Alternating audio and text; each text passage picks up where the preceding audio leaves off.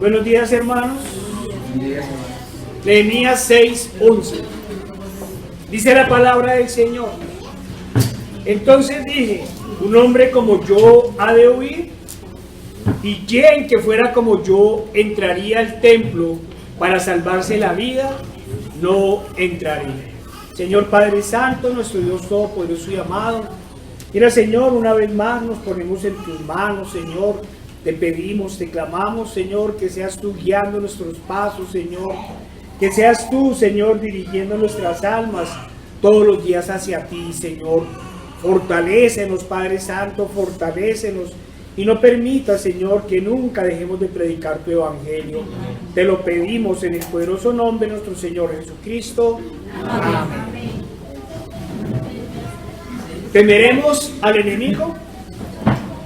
Entonces dije, un hombre como yo ha de huir, y quien que fuera como yo entraría al templo para salvarse la vida, no entraría. Si bien ya hemos hablado varias veces de Nehemías, es necesario recordar algunas cosas de este profeta.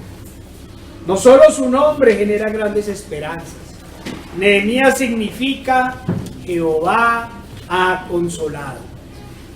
Siendo copero del rey Artajerjes y escuchando la desolación en que se encontraba el pueblo en Jerusalén, pide permiso a su amo para ir a reconstruir los muros de la ciudad. Esta, por decirlo así, es la tercera oleada de repatriados después de 90 años desde que Zorobabel hubiera llevado el primer grupo de unas 42,000 personas aproximadamente a Jerusalén. Matthew Henry dice el versículo: el mayor mal que pueden hacernos nuestros enemigos es asustándonos, alejándonos de nuestro deber y llevarnos a hacer lo que es pecaminoso. El mayor mal que pueden hacer nuestros enemigos o que pueden hacernos es asustarnos, alejándonos de nuestro deber y llevándonos a hacer lo que es pecaminoso. Nunca declinemos una buena obra y nunca hagamos una mala. Debemos probar todo consejo y rechazar lo que es contrario a Dios. Hace unas semanas el hermano Marco nos hablaba precisamente de reconstruir los muros. Y esa era la tarea que el Señor puso en el corazón de Nehemías. Pero hermanos, como nos lo había dicho el hermano, Nehemías no había puesto sus esfuerzos en un simple muro, por importante que fuera, pues la razón que le dio a Hanani era clara. Nehemías preguntó: ¿qué pasa? ¿Cómo están allá? Y vino Hanani y le dijo: el remanente, los que quedaron de la cautividad allí en la provincia, están en gran mal y afrenta, y el muro de Jerusalén levantado y sus puertas quemadas afuera. ¿Saben por qué cuando yo leo esto me imagino a la iglesia hoy en día? La primera razón es frente al pueblo. La primera razón es frente al pueblo. Están en gran mal y afrenta. Y en la segunda parte dice: y el muro de Jerusalén derribado y sus puertas quemadas afuera. Estas son las cosas que hicieron llorar y hacer duelo al profeta. ¿Cuál era ese gran mal y afrenta en que se encontraban las personas? Esa es una de las cosas que vamos a hablar el día de hoy. Hace poco hablábamos de Daniel y la época en que se cumplían los 70 años de cautiverio. Daniel pedía al Señor que se diera fin a este y liberara a su pueblo. Pero la súplica iniciaba recordando el pecado de sus padres y clamaba por perdón. Si bien ya gran parte del pueblo había regresado de la cautividad, Nehemías va a pedir al Señor que restaure al pueblo y que halle gracias a los ojos del rey para que permita ir a trabajar en la obra de Dios. Pero como mencionábamos en esa prédica, Daniel no declara, no decreta, ni reclama a Dios por la promesa, sino que clama perdón al Todopoderoso. Pues el lamentable estado del pueblo era el resultado de su pecado. Nehemías, como buen y verdadero siervo del Señor, así como Daniel, no va a hacer una cosa diferente. Vayamos a Nehemías 1, 5 al 7. Nehemías va a hacer una oración y dice: te ruego, oh Jehová, Dios de los cielos, fuerte, grande y temible, que guarda el pacto y la misericordia a los que le aman y guardan sus mandamientos. Esté ahora atento tu oído y abiertos tus ojos para oír la oración de tu siervo, que hago ahora delante de ti día y noche por los hijos de Israel, tus siervos, y confieso los pecados de los hijos de Israel que hemos cometido contra ti.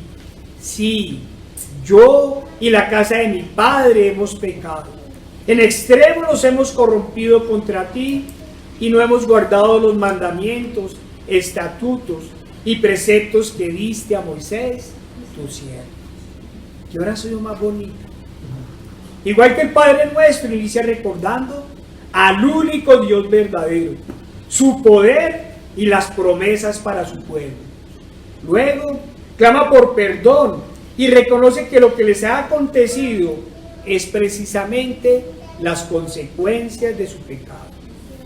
Sigue diciendo en el versículo 8, ahí mismo Nehemías 1: acuérdate ahora de la palabra que diste a Moisés, tu siervo, diciendo: si vosotros pecareis, yo dispersaré por los pueblos.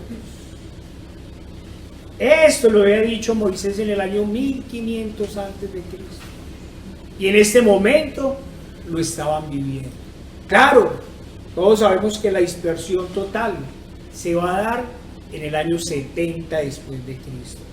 Pero esta dispersión, estos 70 años de esclavitud que habían pasado, se debían precisamente al haberse apartado del Señor. Hermanos, miren que el profeta no está reclamando, ni está contendiendo contra Dios, para reclamar las promesas como hacen los falsos creyentes. Todos los hemos escuchado clamar: ¿por qué me pasó tal cosa si llevo tantos años en el Evangelio? Y otros dicen: Señor, reclamo las promesas que has dado a tus hijos de poseer la tierra. Tampoco dijo: declaro y decreto que serán levantados los muros y bendecido el pueblo. No, hermanos, clamó como debemos hacerlo nosotros, clamó con humildad. Recordemos nuevamente el versículo 6 que acabamos de leer: esté ahora atento tu oído y abierto tus ojos para oír la oración de tu siervo, que hago ahora delante de ti día y noche por los hijos de Israel, tus siervos, y confieso los pecados de los hijos de Israel que hemos cometido contra ti. Sí, yo y la casa de mi padre hemos pecado. Uno y otro profeta nos dicen cómo debemos ir al Señor. Y no solo clamando 2 minutos, nos dice que clamaba de día y de noche.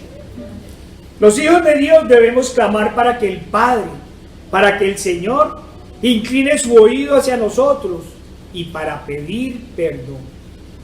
Cada vez que por hierro ofendamos al Señor y al Salvador, porque eso es lo que hace el pecado: ofender a quien dio hasta la última gota de sangre en rescate por nosotros. Primero reconoció el pecado y dijo: Señor, oye, ahora va a clamar, no va a reclamar, va a clamar al Padre por las promesas hechas también a Moisés. Pasemos al versículo 9, Nehemías 1:9. Dijo Moisés: pero si os volviereis a mí, hablando del Señor, y guardareis mis mandamientos y los pusiereis por obra, aunque vuestra dispersión fuere hasta el extremo de los cielos, de allí os recogeré y os traeré al lugar que escogí para hacer habitar allí mi nombre. Ellos pues, dice Nehemías, son tus siervos y tu pueblo, los cuales redimiste con tu gran poder y con tu mano poderosa. Te ruego, oh Jehová, esté ahora atento tu oído a la oración de tu siervo y a la oración de tus siervos, quienes desean reverenciar tu nombre. Concede ahora buen éxito a tu siervo y dale gracia delante de aquel varón, porque yo servía de copero al rey. Estaba pidiéndole al Señor que respaldara al pueblo y que el rey le diera el permiso de ir a hacer esa gran obra. Si la oración fuera hoy, ¿qué diríamos nosotros con relación a los versículos 10 y 11? ¿Qué diríamos?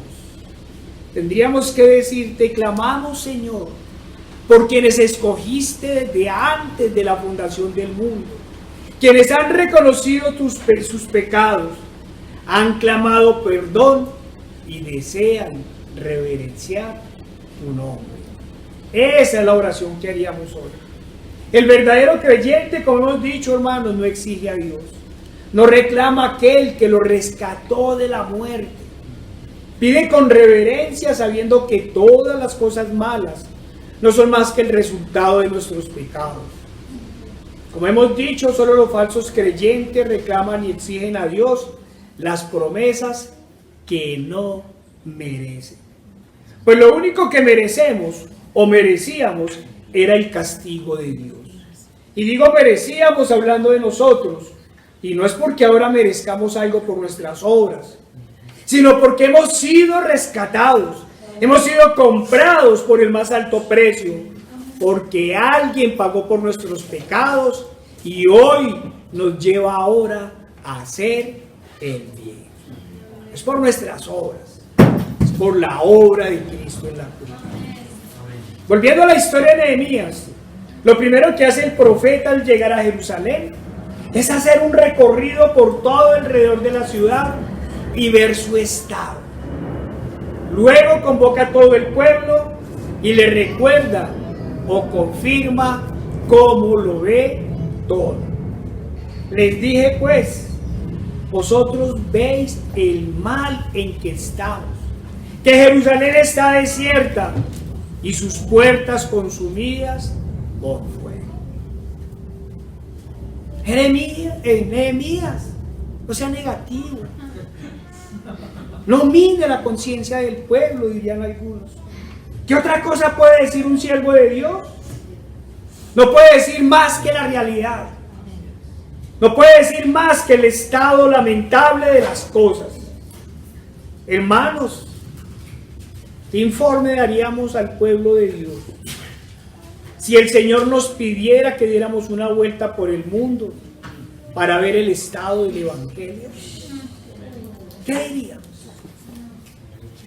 Se calcula que hay 2.400 millones de cristianos en el mundo, de los cuales 1.400 son católicos, 500 millones son protestantes y otros 500 millones están divididos entre las iglesias ortodoxas, la rusa y las independientes. Vemos el informe. Ya sabemos el estado espiritual histórico del catolicismo y de las iglesias ortodoxas, entregadas a la idolatría y llenas de dogmas y ritos antibíblicos. ¿Qué diríamos del protestantismo? Si dentro de ellas está contado el anglicanismo, los testigos de Jehová, los mormones y las iglesias de la diabólica teología de la prosperidad. Y también conocemos el estado espiritual de gran parte de los llamados reformados. ¿Qué podríamos decir? Si no, vosotros veis el mal en que estamos. ¿Qué otra cosa podríamos decir? El mundo está gobernado por el anticristo, por la idolatría y el ecumenismo. El evangelio se ha diluido, la apostasía nos ha invadido y como Jeremías diríamos, y somos pocos los que resistimos. ¿Qué nos dirían los líderes de todas las iglesias? Pesimistas. Si somos 2.400 millones de almas. Sí. Son 2.400 millones de almas. Y nosotros tendríamos que responder desde la palabra del Señor. No todo el que me dice Señor, Señor, entrará en el reino de los cielos, sino el que hace la voluntad de mi Padre que está en los cielos. Muchos me dirán en aquel día, Señor, Señor, ¿no profetizamos en tu nombre? Y en tu nombre echamos fuera demonios, y en tu nombre hicimos muchos milagros. Y el Señor está hablando de creyentes, no de apóstatas que meten demonios. Y entonces les declararé, nunca os conocí, apartados de mí, hacedores de maldad. Hermanos, Nehemías en cierta medida tenía una ventaja frente a nosotros, que él hablaba al remanente. Al remanente, si bien no todos hacían parte del remanente espiritual, había un remanente del pueblo dispuesto a escuchar y a recibir las órdenes del profeta. ¿Quién quiere escuchar hoy? ¿Quién quiere oír? Solo quieren oír las novelerías que les tienen preparadas. Cuando Nehemías habló y describió el estado de las cosas, todos comprendieron la situación y por ende él llamó al pueblo a trabajar. El pueblo entendió, vio, se miró a sí mismo y dijo, este es el estado lamentable en que estamos. Vamos a trabajar. Entonces dije, un hombre como yo ha de oír. ¿Y quién que fuera como yo entraría al templo para salvar la vida? No entraré. Tan pronto los enemigos vieron al pueblo organizándose, se levantaron a tratar de impedir la obra diciendo, ¿qué es esto que hacéis vosotros? ¿Os rebeláis contra el rey?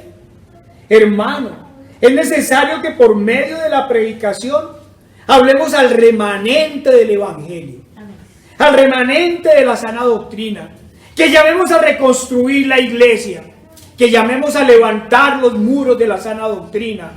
Opóngase quien se oponga. Ya está trazado el camino. Daniel, Nehemías, para hablar tan solo de dos profetas, ya han hecho el sendero. Ya sabemos cómo dar los primeros pasos. Sin lugar a dudas, como lo hemos dicho, el primer paso es reconocer nuestros pecados y los pecados de nuestros padres. Nosotros pedimos perdón por nuestros pecados, pero no sé si todos pedimos perdón por el pecado de nuestros padres. No podemos negar que nuestros padres se rebelaron con o sin conocimiento contra Dios. Se dejaron llevar a adorar a los Baales, no se alimentaron de la palabra de Dios y se dejaron llevar por todo viento de doctrina. El segundo paso es clamar por perdón al Creador del cielo y de la tierra y decirle que hay un pueblo redimido por gracia, que este pueblo redimido por gracia desea reverenciar su nombre. En esta etapa debemos clamar en el nombre del Hijo. Padre, esté ahora atento tu oído a la oración de tus siervos. Claro, hermanos, que sabemos que se levantarán y se han levantado los enemigos de la sana doctrina con toda clase de acusaciones contra nosotros. Y cuando nos estén acusando y muy posiblemente persiguiendo, es cuando debemos decir como Nehemías, el Dios de los cielos, Él nos prosperará. Y nosotros sus siervos nos levantaremos y edificaremos porque vosotros, les diremos a ellos, no tenéis parte ni derecho, ni memoria en Jerusalén. Nehemías 2:20. Escuchen las palabras de seguridad del profeta. Óiganlas. El Dios de los cielos nos prosperará. No hay ninguna duda. No hay duda ninguna. Hay firmeza. El Dios de los cielos nos prosperará. No hay el más mínimo titubeo en el profeta. ¿Y por qué no hay el más mínimo titubeo? Porque han clamado al Dios de los cielos, al único y verdadero Dios, Jehová de los ejércitos. Hermanos, estas son las palabras que debemos retener cuando estemos atribulados, perseguidos o en dificultades por el Evangelio.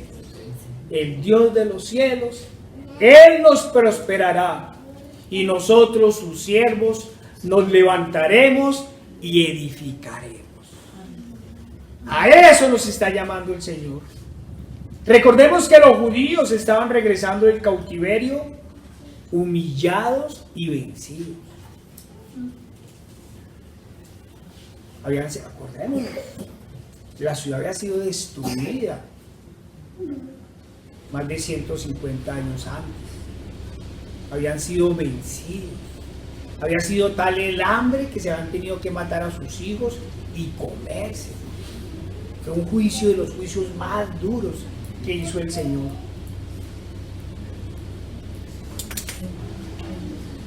El Señor los devuelve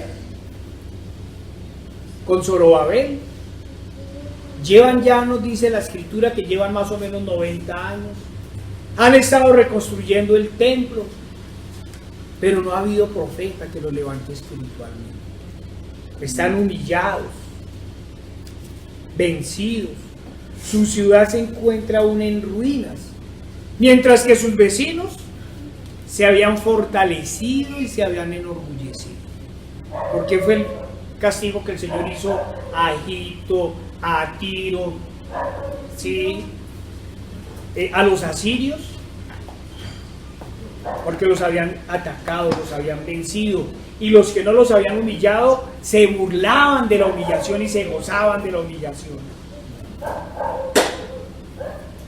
Sus vecinos se habían fortalecido y enorgullecido.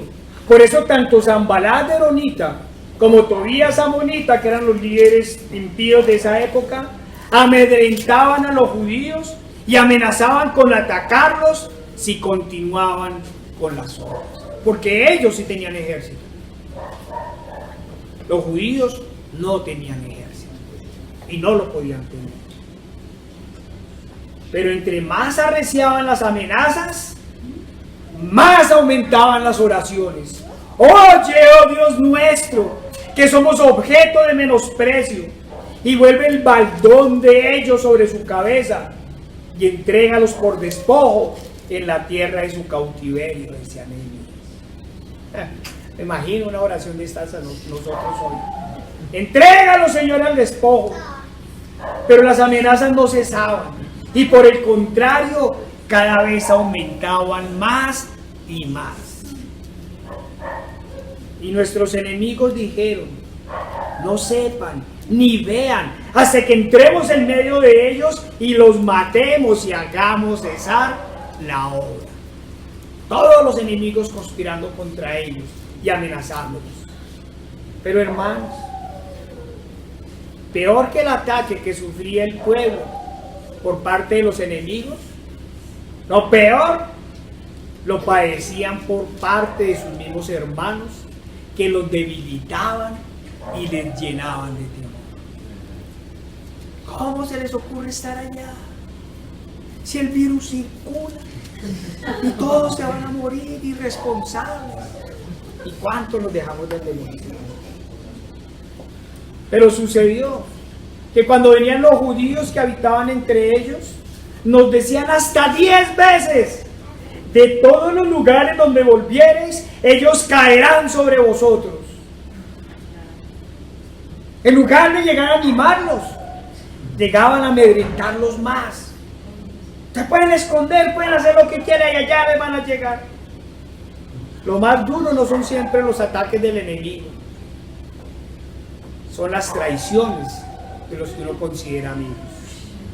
Si hay algo que definitivamente mina la moral, es cuando los de la misma casa meten cizaña y temor.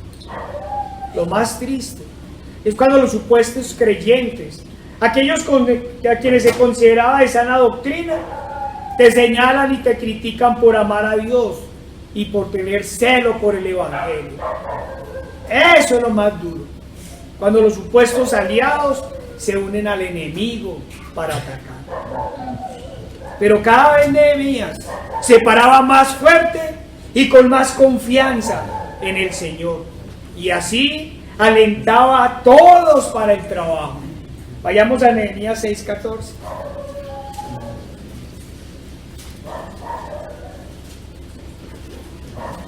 Lo habían amenazado.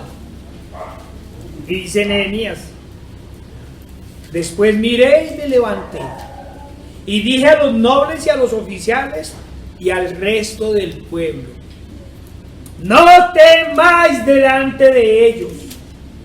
Acordaos del Señor, grande y temible. Pelead por vuestros hermanos, por vuestros hijos y por vuestras hijas, por vuestras mujeres y por vuestras casas. Ese es el sonido de trompeta que hay que dar. Hermanos y amigos, no podemos negar que así está el remanente de la iglesia ahora. El Evangelio viene siendo amenazado y atacado por todos los enemigos. Desde Roma, el anticristo de turno viene acrecentando su poder con los discursos de ecumenismo y de falsa tolerancia. Si bien últimamente ha cesado sus ataques directos contra el Señor, acordémonos que hace un tiempo había mencionado en varias oportunidades el fracaso de la cruz. Después, como también lo habíamos dicho, había hablado de Jesús el alcahuete. Luego había dicho que la Biblia había que ajustarla a los actuales tiempos de perversidad y de pecado. Hoy nuevamente ha reiterado la inexistencia del infierno. La única verdad que ha dicho en estos días cuando dijo: si el infierno existiera, yo sería el diablo. Es la única verdad que he escuchado. Y en los últimos supuestos estudios catequísticos ha enfilado sus armas contra el celo por las cosas del Señor, diciendo que la rigurosidad de las cosas del Señor son meros formalismos religiosos y extremismos religiosos. Eso ha dicho el anticristo de turno en estos días. Semanalmente ha venido sacando unos estudios sobre Gálatas, diciendo eso. El pecado de los Gálatas era porque había llegado al extremismo religioso, al celo por la palabra del Señor. ¿Qué podemos decir de la ideología de género y los supuestos derechos sexuales que se vienen implementando a pasos agigantados en todos los espacios de la vida cotidiana, y muy especialmente corrompiendo a los niños y las niñas en las escuelas y colegios? ¿Qué podemos decir del ateísmo y de la falsa ciencia, que siempre atacan el Evangelio y hoy pretenden ellos levantarse como dioses mismos? Ni qué decir de la teología de la prosperidad, que desgraciadamente crece cada vez más, pervirtiendo por completo el Evangelio. ¿Y qué podemos decir de esas iglesias de la prosperidad que se esconden detrás de la teología del falso amor y de la tolerancia? Aquellas que, como lo hemos reiterado, toleran todo menos la sana doctrina. Ni qué decir de la reforma muerta, que se ha limitado al simple estudio intelectual de la Biblia, con interpretaciones leudadas, llenas de filosofías humanas. Sí, hermanos, sabemos que esto lo hemos dicho una y otra vez, y lo seguiremos repitiendo hasta el cansancio, para que tengamos claro de qué se trata todo esto. Y como decía Nehemías, no nos dejemos intimidar. Y ahora con el tema de las inyecciones y todo lo que está a su alrededor, problema no es las inyecciones, es todo lo que está alrededor. Ahora la persecución arrecia cada vez más. Ignorantes, religiosos, son los adjetivos más comunes y los menos ofensivos que nos han lanzado. Pero hermanos, frente a esto, hay que preguntarnos, como lo decía ahorita, ¿acaso el problema es el remedio por el remedio? ¿Acaso el problema es un virus? Comencemos por el final, los virus. Los virus han existido, podríamos decir, desde el mismo momento de la caída. Cuando el mundo quedó maldito por el pecado y la ley de la entropía entró en toda la naturaleza. Desde ahí se iniciaron los virus. El problema no es un simple virus. El problema es lo que han hecho con el virus. Hace poco alguien me repitió el discurso de los fabricantes de esos medicamentos, diciendo que estar en contra de estas inyecciones era ser criminal. Les voy a contar, hermanos, que ser criminal. Criminal es amedrentar, atemorizar y aterrorizar a la población al punto de aislarla 6 meses. Criminal es convencer a la población que un virus de baja letalidad te puede matar en cualquier instante y llenarte de tal temor para que tengas que usar un tapabocas, doble tapabocas y hasta triple tapabocas. Dice que para proteger la vida, cuando en realidad estos te van a matar lentamente. Criminal es atemorizar de tal forma, oigan los verbos, y relaciónalo con Nehemías: atemorizar, amedrentar. Criminal es atemorizar de tal forma a la gente que muchos no quieren volver a salir a la calle, otros temen regresar al trabajo y todos ahora desconfían de todo. Eso es ser criminal. Criminal son aquellos que generaron tanto miedo y temor a las personas que éstas, con tal de salvar sus vidas, permiten que sean usadas como conejillos de indias en el experimento génico más absurdo de la historia de la humanidad. Y además, de forma gratuita. Y como si fuera poco, quedan llenos de agradecimientos a quienes poco a poco los van envenenando. Y los defienden como si fueran socios de esas empresas. Criminal son aquellos que generaron tanto temor y terror en las personas que para salvar sus vidas también hacen parte de este experimento a sus hijos, cuando todos sabemos que la probabilidad que un niño muera por el virus es de más de 1 en 1.000.000 de posibilidades. 1 en 1.000.000. No, es que yo amo a mis hijos. Mentirosos, hipócritas. Temen morir. No, sé responsable. Vacúnate, yo me vacuno por amor. No sea hipócrita. Usted se vacuna porque no quiere morirse. Mentirosos. Y más cuando nos dicen, no, es que esa vacuna es diferente. Ya no inmuniza. Impide que vayas a la UCI. Impide que te agraves. ¿Sí? No es por amor a los otros. Es por amor a sí mismo.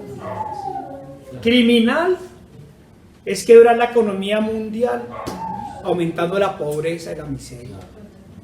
Criminal es generar tanto miedo y terror que la gente, cegada por el miedo, pone toda su confianza y sus esperanzas en la falsa ciencia.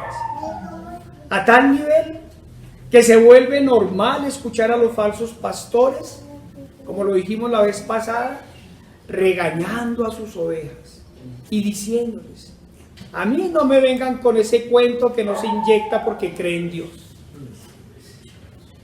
En estos días me preguntaba alguien, es decir, uno de los judíos que viven entre los amonitas, que cuál era el problema desde el punto de vista religioso con las inyecciones, que no entendía ni veía ninguna relación. Hermanos, no podemos negar que el Señor, por el exceso de pecado, ha cegado al mundo y les ha quitado todo entendimiento. Y como decía alguien, entre más estudiados, más ciegos. Para entender la situación, comencemos con esa terrible afirmación. Volvamos a insistir en ella. A mí todos los días me hace un eco en mi cabeza. A mí no me digan que no se van a vacunar porque creen en Dios. A mí denme argumentos válidos. Que un pastor, desafortunadamente ya no es uno, que debería llevar a las ovejas al Señor, aquel que debería inculcar la fe, la confianza y la seguridad en Dios, menosprecie la fe y la seguridad en el Salvador, esa es la mayor apostasía. Ese es el atentado que están haciendo contra el Evangelio. Ese es el problema, que llenaron de miedo y temor a las iglesias e hicieron que las gentes pusieran sus esperanzas en la falsa ciencia y no en Dios. Y reiteramos, en la falsa ciencia.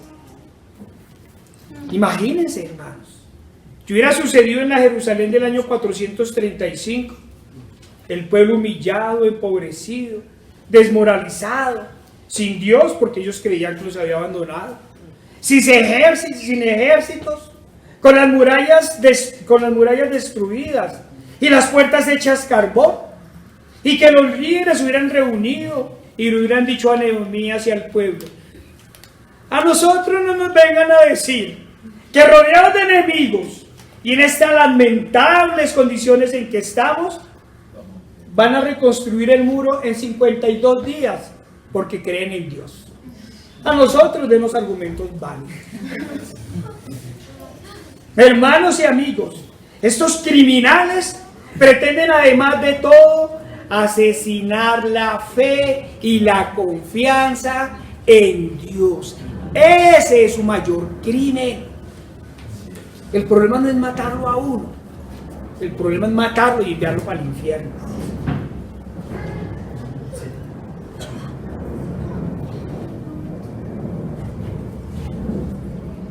Hermanos, no podemos negar que en muchos casos lo han logrado. Han logrado. Ahora, casi todos llegan a las iglesias llenos de ídolos. Y no estoy hablando del catolicismo. Llegan llenos de ídolos, dizque alabar al Señor. Sí, hermanos. Llegan a las iglesias llenos de ídolos, inyectados, con tapabocas, con gel antibacterial y lejos unos de los otros. Imagino al Señor diciéndoles, en el caso que el Señor esté en esos lugares: ¿a qué vienen? Pues clamen a sus ídolos para ver si ellos los pueden liberar del temor y del miedo. Clamen a sus ídolos. Y ya que hemos repetido esto una y otra vez, también hago la aclaración. No estamos diciendo que la medicina no sea importante, ni se le prohíbe a nadie ir al médico. Como lo hemos dicho, si me accidento, por ejemplo, pues yo tengo que ir al hospital. Estamos hablando de estos momentos y de estos medicamentos surgidos del miedo y del temor, y dados como única alternativas, en las cuales las gentes, ese es el pecado, han puesto toda su fe y toda su esperanza. Este es uno de los principales conflictos con estos medicamentos y estos tiempos. Y digo estos tiempos porque no podemos perder de vista el todo. Es decir, toda la situación, la declaración de pandemia, los aislamientos obligatorios, el cierre de las iglesias, el quiebre de la economía, el surgimiento de un medicamento que no cura, no inmuniza, pero todos tienen fe en él. Y ahora la amenaza de volverlo obligatorio, de hacerlo un requisito para comprar y vender. Y como si fuera poco, todos los líderes religiosos de la supuesta cristiandad han salido a darle la bendición. Los judíos entre los amonitas nos han dicho que esto no es un ataque a la iglesia. Claro que es un ataque a la iglesia, pues es un ataque a la fe, es un ataque a Dios. Apartaron a las personas de las congregaciones, las encerraron en sus casas, los sentaron frente a las pantallas y los llenaron de miedo y de temor y de un inmenso amor por el mundo. Les hicieron poner su fe en la falsa ciencia. Claro, no podemos negar que el Señor también está probando a los que son suyos. El Señor muy seguramente está apartando las ovejas de las cabras y los pastores de los lobos. Estoy seguro que todos estos creyentes pueden pasar todo un día sin orar. Pueden pasar todo un día sin leer la palabra del Señor, pero no pueden pasar una hora sin lavarse las manos o sin aplicarse a cantidad de menjurjes que los van a enfermar más. Si les preocupa, no les preocupa salir sin orar. Hermanos, hicieron de la fe una burla y dejaron al Señor como un complemento. Salva tu vida. Inyecta. Ama a los demás. Inyecta. Protege a los demás. Inyecta. Ahora, si tenemos en cuenta los componentes de estos medicamentos, la contradicción es mayor. Y la respuesta nos ha hecho esperar. Pero ¿cuál es el problema? Si la mayoría de las inyecciones han venido siendo fabricadas con líneas celulares de bebés abortados. Y los más técnicos dicen hoy, ¿cuál es el problema? Si hasta la Pepsi es endulzada con células fetales.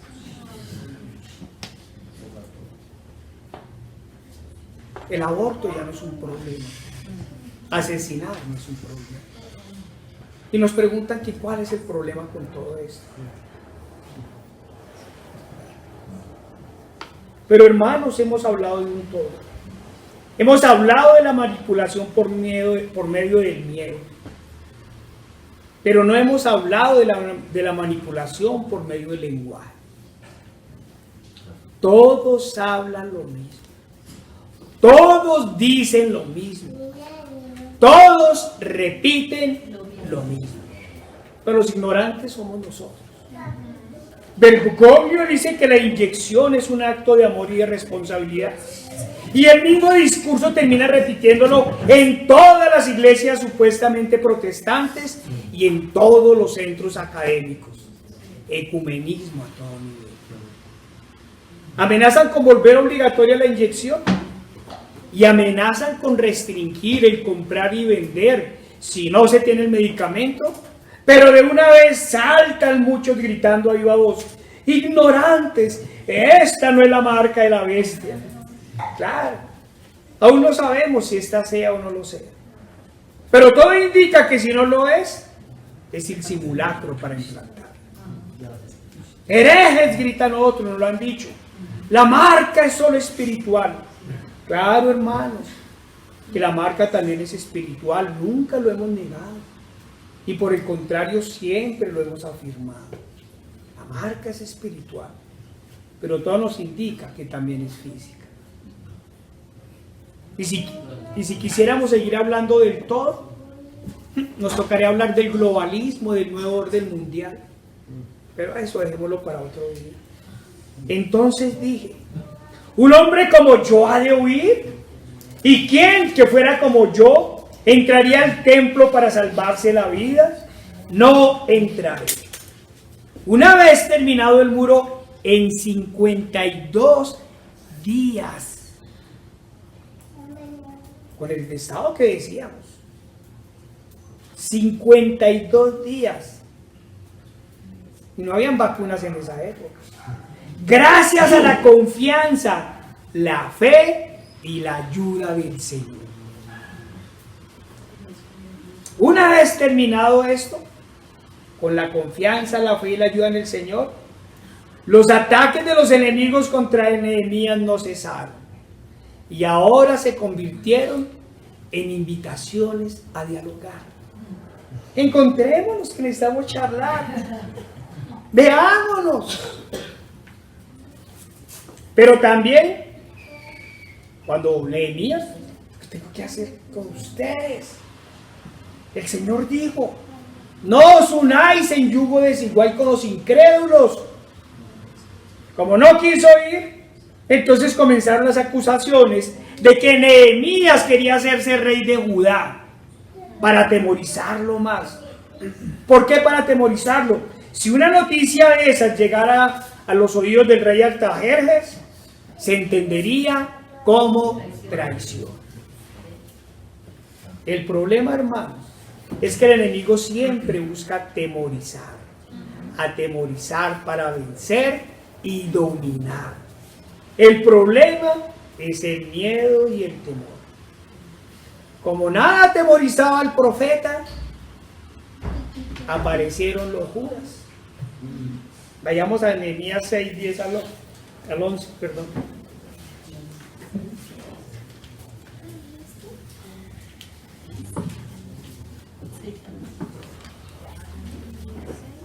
Dice Nehemías: vine luego a la casa de Semaías, hijo de Delaía, hijo de Metabel, porque él estaba encerrado, el cual me dijo: reunámonos en la casa del Señor, dentro del templo, y cerremos las puertas del templo, porque vienen para matarte. Sí, esta noche vendrán para matarte. Entonces dije: un hombre como yo ha de huir, y quién que fuera como yo entraría al templo para salvar la vida, no entraré. ¿Por qué digo que los Judas? Porque le habían pagado para que dijera eso, lo amedrentara y lo iban a matar adentro del templo. Los Judas, los de la casa metiendo terror y cizaña. Hermanos, nos vamos a preguntar, ¿cuáles son los objetivos de los enemigos de Dios? ¿Acaso no son atemorizarnos y hacernos flaquear? Pero cuando el profeta escucha sobre las amenazas y el peligro, dice: ¿un hombre como yo ha de huir? ¿A qué se refiere Nehemías cuando dice un hombre como yo? ¿Acaso se estaba refiriendo a su posición social? ¿O a su posición como copero del rey? ¿O a su posición en el palacio de Artajerjes? No, estaba muy lejos de allá. Se estaba refiriendo a su posición, mejor, a su relación con Dios. Estaba hablando de su trabajo como siervo de Dios. Se estaba refiriendo a él como instrumento de Dios. Nehemías estaba diciendo: un siervo de Dios, un hijo de Dios ha de huir, un hijo de Dios ha de temer. ¿Cómo podría atemorizarse aquel que una y otra vez le dijo al pueblo: no temáis, que Dios está con vosotros? ¿Cómo atemorizarse aquel que le dio confianza al pueblo y le dijo que confiaran en el único fiel, el único verdadero Dios? No se puede negar, hermanos, que Nehemías tenía claro que sus enemigos podían y deseaban asesinarlo. Pues lo que había hecho, eso que había hecho Nehemías, había sido una gran afrenta para ellos. Su debilitado, humillado y débil enemigo se había fortalecido. Quien fortaleció al pueblo no se acobardaría ni tendría temor de su enemigo. Sí, hermanos, sabemos que todos sentimos miedo, eso no lo podemos negar. Todos sentimos miedo, pero no nos atemorizamos ante él. Se vence el miedo y se enfrenta al enemigo. Pero antes de seguir con el tema del temor, hagamos una pregunta. La ira de los enemigos del pueblo de Dios era porque Nehemías los había organizado para levantar los muros. ¡Levantaron los muros! ¡Oh! La gran obra de Nehemías fue levantar los muros en 52 días. Sin duda, esta fue una cosa inexplicable. No lo creían los enemigos. Una obra como esta en tiempo récord era asombroso. Pero no, hermanos, esa no fue la gran obra de Nehemías. La verdadera obra de Nehemías, aquella que no podía perdonar sus enemigos, era otra. Recordemos que los enemigos amenazaron con ir a Jerusalén y matar a todos. Y paralelo a estas amenazas, algunos judíos que vivían entre ellos pretendieron atemorizar a sus hermanos, por lo que el profeta los tuvo que reunir y les dijo. Pues vamos a leerle Nehemías 4, 14 y 15. Dice: después miré y me levanté y dije a los nobles y a los oficiales y al resto del pueblo: no temáis delante de ellos, acordaos del Señor, grande y temible. Ese fue el gran delito de Nehemías. No temáis delante de ellos, acordaos del Señor grande y temible, y pelead por vuestros hermanos, por vuestros hijos y por vuestras hijas, por vuestras mujeres y vuestras casas. Y cuando oyeron nuestros enemigos que lo habíamos entendido y que Dios había desbaratado el consejo de ellos, nos volvimos todos al muro, cada uno a su tarea. Si bien ya habíamos citado el versículo 14, volvamos a leerlo una vez más. No temáis delante de ellos, acordaos del Señor grande y temible. Les estaba recordando las 10 plagas de Egipto. Les estaba recordando cuando el Señor abrió el mar rojo. Les estaba recordando las veces que el Señor abrió el río Jordán. Les estaba recordando los triunfos que el Señor les dio ante poderosos enemigos en la conquista de la tierra prometida. Les estaba recordando las veces que el Señor, el solo Señor, venció a los enemigos casi indestructibles, como el ejército de Sennacherib, sin que el ejército de Judá o Israel tuviera que lanzar una sola flecha. En pocas palabras les dijo: si Dios es con nosotros, ¿quién contra nosotros? Miremos la parte al versículo 15. Y cuando oyeron nuestros enemigos que lo habíamos entendido y que Dios había desbaratado el consejo de ellos, oigan, y cuando oyeron nuestros enemigos que lo habíamos entendido, ¿qué era lo que el pueblo de Judá había entendido? ¿Qué era eso que habían entendido? Habían entendido que Dios había escuchado el clamor de Nehemías y su clamor mismo, el clamor del pueblo. Habían entendido que Dios los escuchaba, los perdonaba y estaba con ellos. Habían entendido que con el brazo de Dios a su favor podían hacer cualquier cosa. Y en efecto lo hicieron. Confiaron en el Señor y el Señor los respaldó. Ese era lo que no le permitía, no le perdonaba.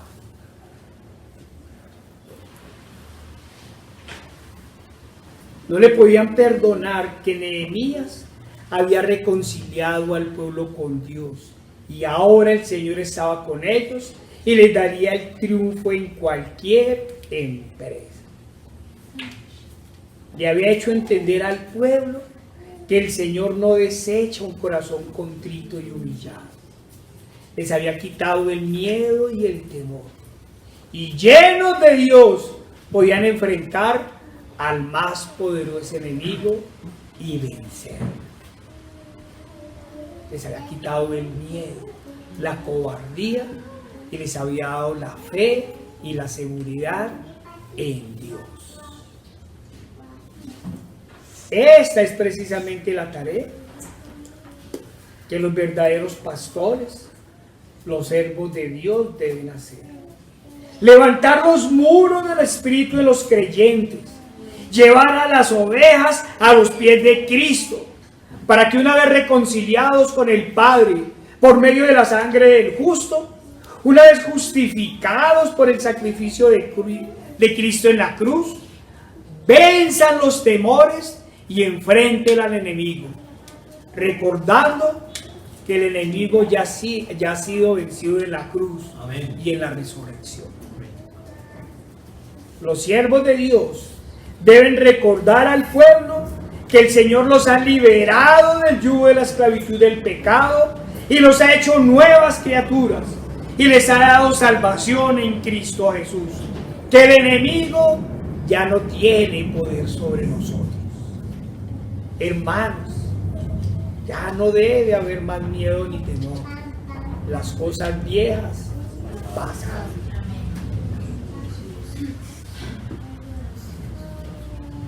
Hermanos, es por esto que el enemigo enfilará sus ataques contra la sana doctrina, contra los creyentes verdaderos, porque ya no temen al enemigo por fuerte que sea. No se entregarán tan fácilmente.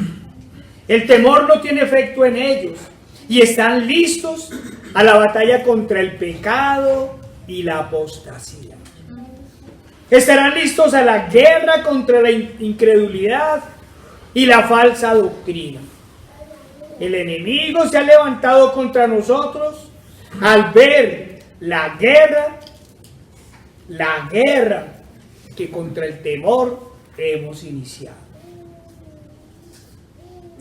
Y por eso es que con la voz del salmista cantamos. Vayamos al Salmo 23, 1 al 5.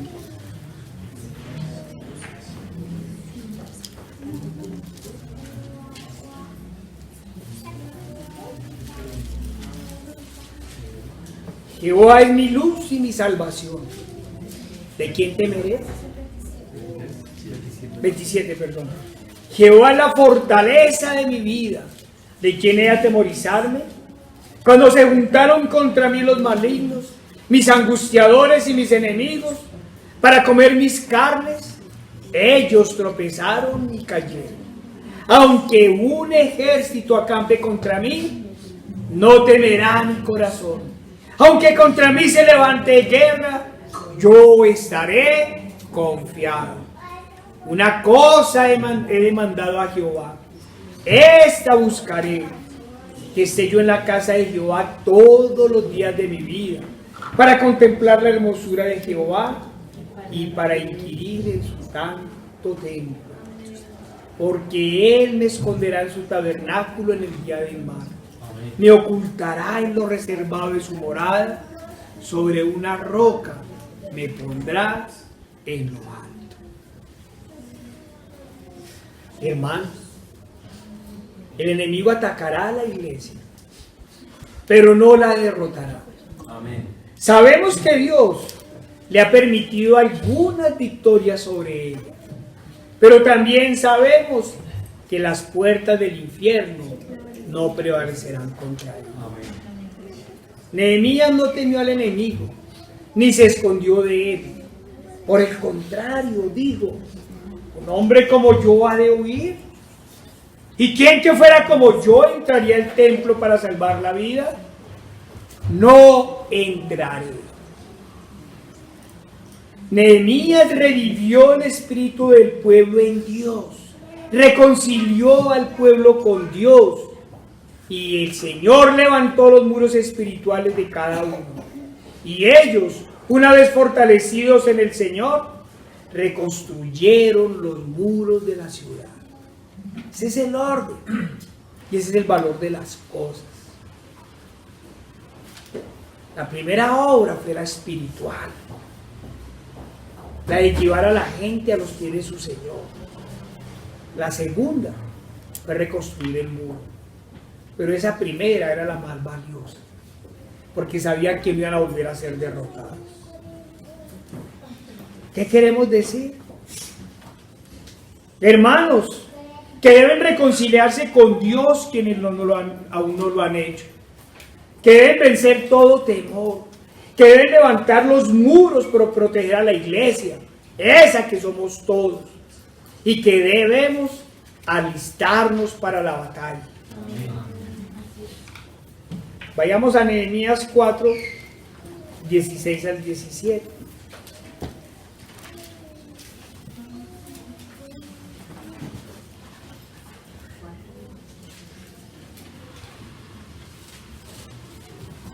Dice Nehemías: desde aquel día, la mitad de mis siervos trabajaba en la obra y la otra mitad tenía lanzas, escudos, arcos y corazas.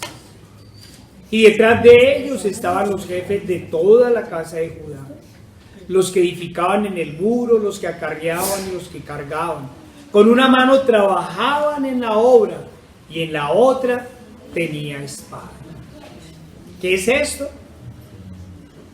Es un llamado a levantar los muros de la sana doctrina, a estar todos trabajando en la predicación de la palabra y estar listos a su defensa.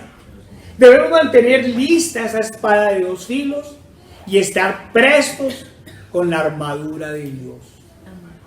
Que mientras el mundo es vencido, porque el mundo está siendo vencido y sometido por el temor y el miedo, nosotros prestos a la batalla contra el pecado y el maligno.